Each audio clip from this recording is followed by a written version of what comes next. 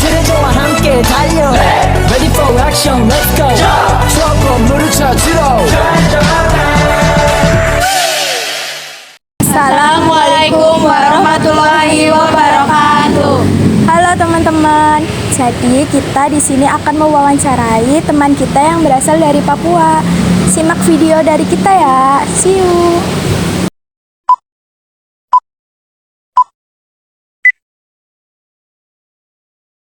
Halo Kak, sebelumnya kami ada tugas dari mata kuliah Pendidikan Kewarganegaraan untuk mewawancarai salah satu teman kita yang berasal dari berbeda suku. Apakah Kakak berkenan untuk diwawancari oleh kita? Berkenan. Ya, Siap. sebelumnya perkenalan diri dulu Kak. Oke, perkenalkan nama saya Sampari Timotius M. Siren. Saya dari Papua, asalnya juga dari Papua. Kebetulan berkuliah di UNSUD di Fakultas FISIP, jurusan Sosiologi angkatan 22. Baik, terima kasih. Kita mulai dari pertanyaan pertama ya Kak. Sebelumnya saya mau tanya, apakah dari Kakak sendiri itu ada organisasi atau paguyuban di Purwokerto ini yang khusus buat orang-orang, buat suku Kakak gitu?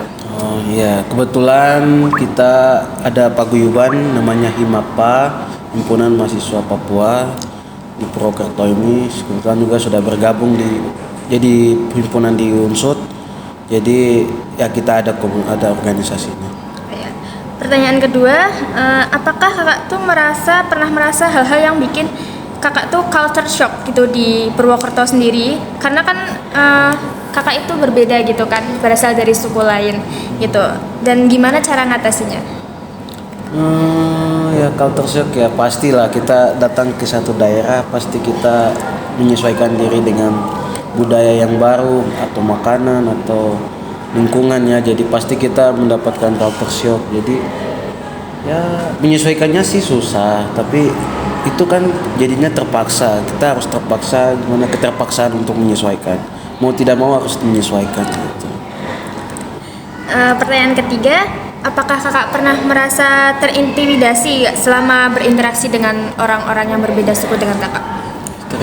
Terintimidasi itu kan seperti apa ya, kayak dikucilkan mungkin, atau dianggap beda gitu ya. Iya. Itu biasa lah, hal-hal biasa kan, mereka kaget ya, oh ini hal beda, berarti mereka menganggap kita itu beda mungkin ya.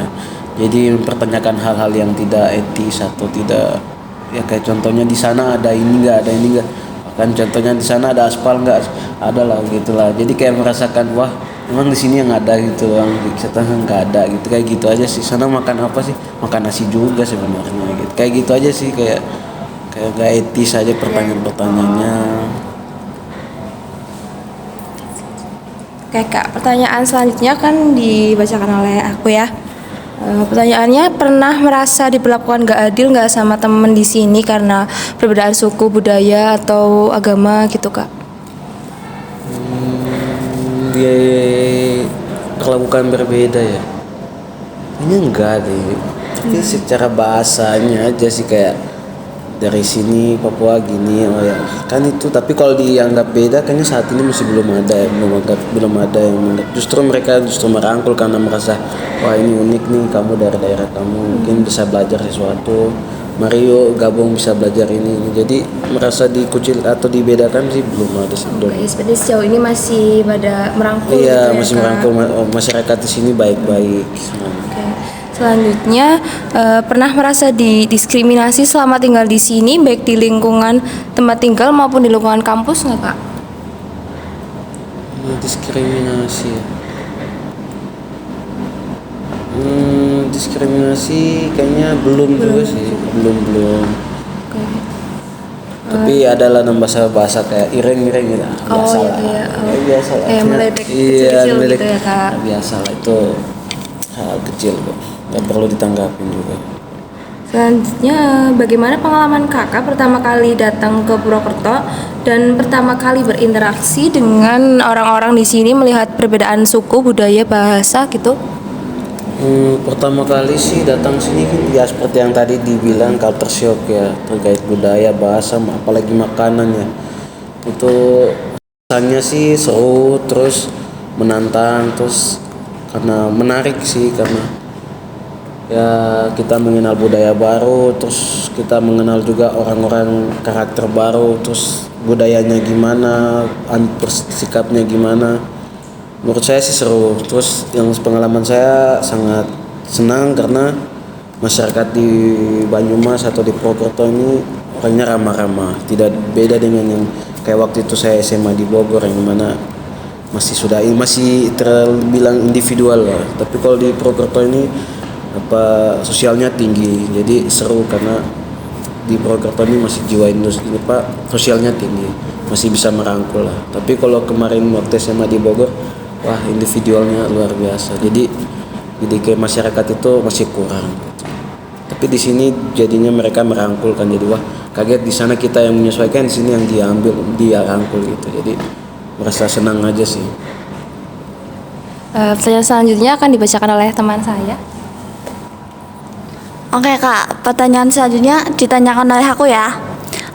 Pernah nggak sih kakak merasa kurang nyaman tinggal di Purwokerto dan berinteraksi dengan orang-orang di Purwokerto ini? Merasa nyaman? Enggak merasa nyaman. Enggak, tidak merasa nyaman. Tidak merasa nyamannya itu apa ya? Kan berbahasa aja sih, karena belum bisa berbahasa ngapak ya, jadi kurang nyamannya karena sekitarnya kan berbahasa ngapak, Jawa ngapak. Menyesuaikannya susah karena nggak tahu, jadi merasa kayak wah mau ngomong apa sih, jadi nggak enak aja, nggak, wah kayaknya mereka ngomong aku kayaknya deh, jadi kayak nggak nyaman aja kalau sini bahasa Jawa, terus kita nggak nyaman, nggak tahu aja, itu sih kayak culture shock juga sih, nggak enaknya di situ. Jadi kita dipaksa harus tahu, karena kalau di posisi itu terus nggak enak sih. Oke, pertanyaan selanjutnya ya kak. Kenapa kakak memilih kota Purwokerto dan Unsud sebagai bahtera merajut mimpi dari Kak Sampari sendiri? Purwokerto dan Unsur. Alasan milih Unsur karena diterima aja sih. Nggak, karena Purwokerto itu murah, terus masyarakatnya seperti yang tadi ngomong ramah-ramah. Jadi hidup di Purwokerto tuh lebih enak karena cuacanya juga nggak panas banget, nggak dingin banget, tapi adem. Terus wisatanya juga banyak, kayak di Batu Raden dekat kan. Jadi Purwokerto the best lah. Dekat juga ke Jakarta, kalau ini enak lah pokoknya. Jadi nggak pusing. Terus polusinya juga nggak terlalu kayak di Jawa Barat lah. Itu sih. Oke kak, ini pertanyaan yang terakhir ya kak. Bisa share dong motivasi atau tips biar kita semua merasa nyaman ketika tinggal jauh dari orang tua, apalagi berbaur dengan masyarakat yang memiliki banyak perbedaan dengan kakak, dari cara berbicara, budayanya, makanan, terus lingkungan hidupnya gitu kak. Motivasinya gitu. Tips ya. Tips saya relatif ya, tapi ini salah satu tips ya. Kita harus ingat tujuan kita apa ke sini, terus punya impian lah, punya mimpi, terus punya target juga, biar apa ya, biar kita nggak dikit-dikit rindu, soalnya dikit-dikit rindu itu nggak enak ya, apalagi dengan orang tua jauh, apalagi kalau cewek juga susah, kalau apalagi sosial ya, masyarakat itu memandang cewek itu nggak bisa, cewek itu kalau keluar nanti kenapa, jadi kalau sebagai cewek harus punya motivasi tinggi, saya keluar karena saya bisa, mungkin gitu ya. Terus punya target dan juga mencari teman yang membantu kita untuk bangkit ya. Jangan pergaulan kita yang buruk gitu, karena pergaulan itu sangat menentukan kita ke depannya dan juga sangat menentukan masa depan kita. Jadi mungkin tips dia kecil itu sih. Terus ada lagi mungkin hindari gosip-gosip lah, kayak bicara-bicara yang gak bermanfaat aja sih, karena itu mempengaruhi karakter kita kan, orang menilai kita dari apa yang keluar dari mulut kita sih, itu sih. Jadi kita bisa nyaman dengan masyarakat karena apa yang kita ngobrol sih. Tapi kalau tips secara spesifik nggak ada, karena itu kembali ke pribadi masing-masing, motivasinya apa biasa.